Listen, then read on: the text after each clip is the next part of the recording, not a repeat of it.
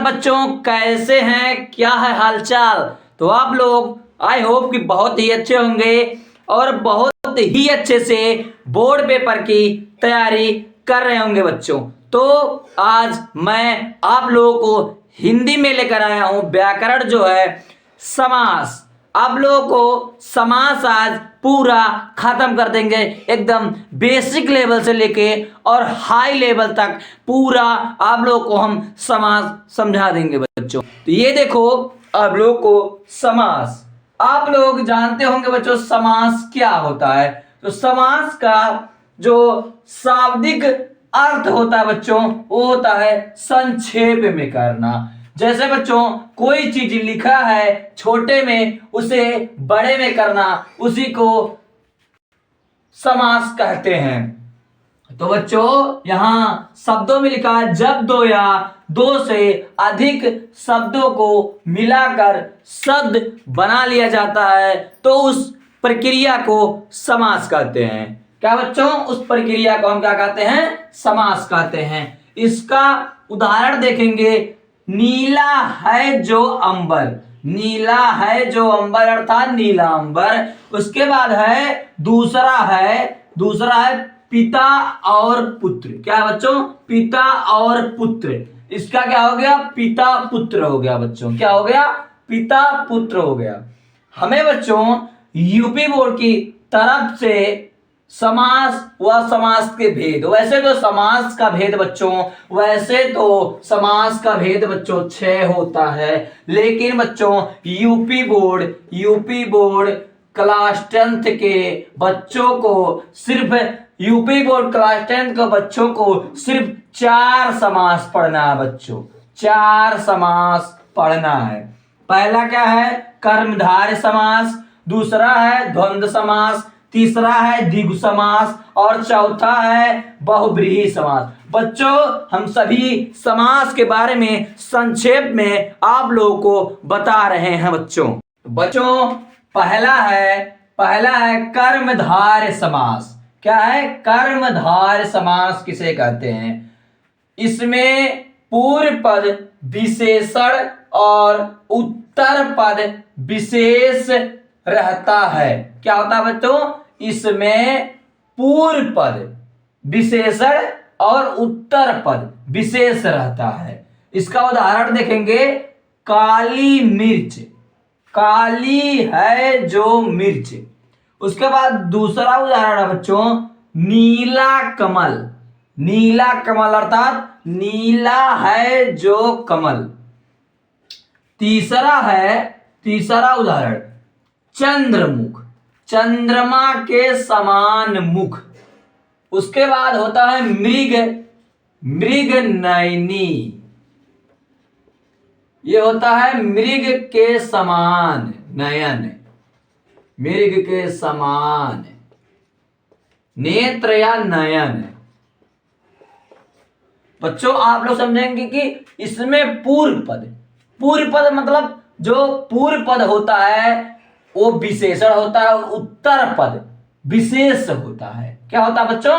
विशेष होता है। बहुत ही आसान तरीकों से आप लोग समझेंगे। इसमें पूर्व पद विशेषण और उत्तर पद बच्चों विशेष होता है। इसे बहुत ही आसान तरीके से आप लोग आएगा समझ जाएंगे। इसे लिखा रहेगा काली मिर्च, तो कहेंगे आप लोग काली है जो मिर्च।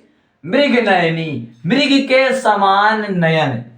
बच्चों तो आप लोग बहुत ही अच्छे से कर्मधारय समास समझ गए होंगे बच्चों। बहुत ही आसान तरीकों से समझेंगे। देखिए जैसे कह रहेगा चंद्रमुख, चंद्रमुख तो चंद्रमा के समान मुख। क्या बच्चों? चंद्रमा के समान मुख। ऐसे लिखा रहेगा श्वेत कमल। क्या लिखा जाएगा बच्चों? श्वेत कमल, श्वेत कमल लिखा रहेगा। तो सफेद कमल लिख देंगे आप लोग, सफेद कमल। बच्चों आप लोग कर्मधारय समास बहुत ही अच्छे से समझ गए होंगे बच्चों। ये पूरा निचोड़ के साथ बता रहे हैं। उसके बाद दूसरा समास है द्वंद्व समास। द्वंद्व समास किसे कहते हैं? इसमें दोनों पद प्रधान होते हैं और उनके बीच के संयोजन का लोप होता है। इसे हम ट्रिक द्वारा समझेंगे। इसमें योजक होता है बच्चों, योजक, ये ट्रिक है। इसमें एक ऐसा योजक रहेगा और बच्चों इसमें दोनों जुड़ाव रहेगा। क्या रहेगा? विलोम रहेगा, विलोम, विलोम शब्द रहेगा बच्चों। ये आप लोग ट्रिक है, ये ट्रिक है। ट्रिक से आप लोग इसे समझेंगे बच्चों, ये ट्रिक के माध्यम से समझेंगे। जैसे उदाहरण दिया रहेगा, माता और पिता, माता और पिता, पाप पुण्य, सुख दुख, भाई बहन, पानी आग, पृथ्वी पाताल। बच्चों इसमें अपोजिट, उल्टा, विलोम, इसमें बच्चों क्या होगा? विलोम। द्वंद्व समास में विलोम होता है बच्चों। इसका अगर रहेगा जैसे माता और पिता, तो इसका उल्टा रहेगा, माता तो पिता, बहन रहेगा तो भाई, बाबा रहेगा तो दादी। बच्चों आप लोग द्वंद्व समास बहुत ही अच्छे से जान गए होंगे बच्चों। इसमें दोनों पद प्रधान होते हैं और उनके बीच योजक चिन्ह, ये जो लगा है इसे योजक कहते हैं बच्चों। ये ऐसे बीच में लगा रहता है, जैसे भाई और बहन, तो ऐसे बीच में योजक चिन्ह लगा रहता है बच्चों। तो आप लोग द्वंद्व समास भी अच्छे तरीके से समझ गए होंगे बच्चों। तीसरा नंबर है द्विगु समास। द्विगु समास है बच्चों, तो इसका पूर्व पद संख्यावाचक और विशेषण विशेष तथा उत्तर पद उस संख्या का विशेष होता है। क्या होता है बच्चों? फिर से पढ़ेंगे। इसका पूर्व पद संख्यावाचक, विशेषण तथा उत्तर पद उस संख्या का विशेष होता है। इसमें संख्यावाचक आता है बच्चों। जैसे उदाहरण है नौ रत्न, नौ रत्नों का समूह। उसके बाद दूसरा है त्रिभुज, तीन भुजाओं का समूह। उसके बाद है नौ रथ, नौ रात्रि, रात्रि, नौ रातों का समूह। चौथा है चतुर्मास, चार महीनों का समूह। जैसे त्रिभुज, तीन भुजाओं का समूह, जिसमें संख्यावाचक आ जाए बच्चों, उसमें क्या होता है? उसमें द्विगु समास होता है। क्या बच्चों? द्विगु समास। इसमें संख्यावाचक आ जाए, जैसे चतुर्भुज, चार भुजाओं का समूह।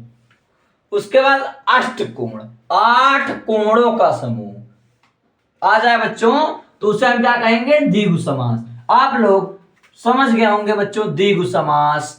द्विगु समास आप लोग उदाहरण बच्चों बहुत ही इंपॉर्टेंट होता है, आप लोग उदाहरण ही समझिए।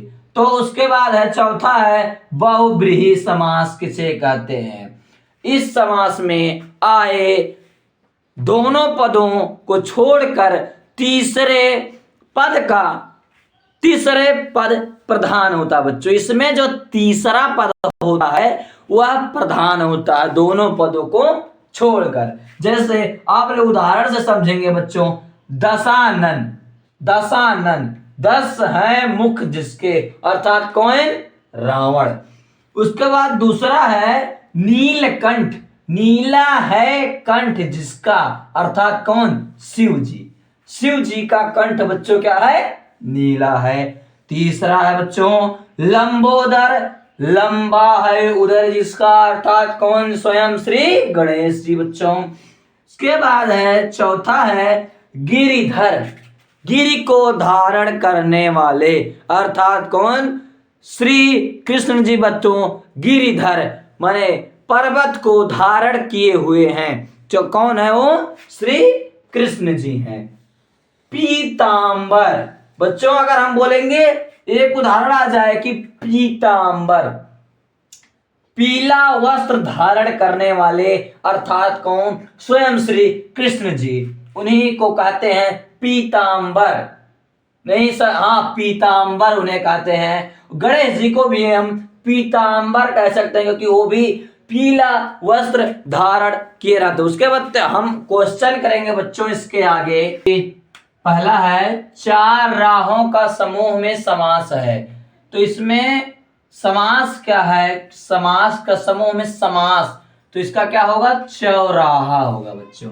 दूसरा है वेद पुराण में कौन सा समास है, तो वेद और पुराण क्या होता है बच्चों, वेद पुराण। तो वेद और पुराण में कौन सा समास है बच्चों, तो द्वंद्व समास है। क्या है, द्वंद्व है। तीसरा है चर और अचर में कौन सा समास है, तो चर और अचर में कौन सा समास है, इसमें भी बच्चों द्वंद्व समास है। उसके बाद है भीमा अर्जुन में कौन सा समास है, तो क्या होगा, भीम और अर्जुन। क्या होगा बच्चों, भीमा अर्जुन में कर्मधारय समास है बच्चों। कौन सा समास है, कर्मधार। तो आप लोग बहुत ही अच्छे से समझ गए होंगे बच्चों। जय हिंद बच्चों।